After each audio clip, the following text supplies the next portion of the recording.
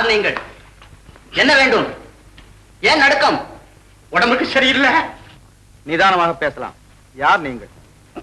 மகாராஜா, நாங்க பக்தர்கள். என்ன வேண்டும் உங்களுக்கு? பிச்சை வேண்டும். பிச்சையா? அந்த கேவலமான செயலை நாங்கள் அனுமதிப்பதே கிடையாது. அந்த பிச்சை இல்ல மகாராஜா, உயிர் பிச்சை. ஆமா, உயிர் பிச்சையா? ஏன்? கற்பழித்தீர்களா? தாயகத்துக்கு துரோகம் செய்தீர்களா? காப்பாற்றியவர்களை காட்டிக் கொடுத்தீர்களா? ஐயோ, நாங்க ஏன் குற்றத்தை செய்ய போறோம்? நாங்க நம்ம தங்கமா ஒண்ணுமே செய்யலைங்க. வேற எதற்காக உயிர் பிச்சை? நாங்க சொல்லக்கூடிய விஷயத்தை நீங்க கேட்டுட்டீங்கன்னா கொலை குட்டு போடுவீங்க.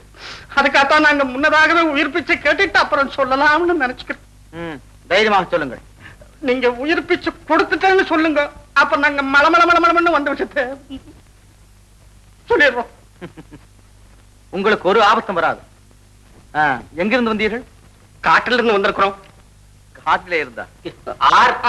ஆத்துல இருந்து, ஆற்காட்டில இருந்து வந்திருக்கோங்க. எதற்காக? சங்கதி ஒண்ணும் இல்லைங்க. வாய் வரல, நாக்கம் வரல, சொல்லலாமுங்களா? நல்ல பிறவி நீங்கள். பயப்படாமல் சொல்லுங்கள்.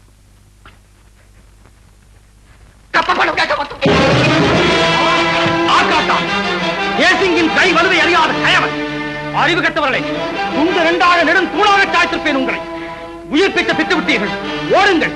செஞ்சியின் பணம் மட்டுமல்ல, செஞ்சியிலே உலகம் காத்து கூட ஆற்காட்டான் எல்லைக்கு வராது. கோழைகளை கப்பம் என்ற பேச்செடுத்தால் ஆற்காட்டிலே ரத்த ஆறு காட்டுவான் தேசிங் என்று உங்கள் டவாப்படம் சொல்லுங்கள்.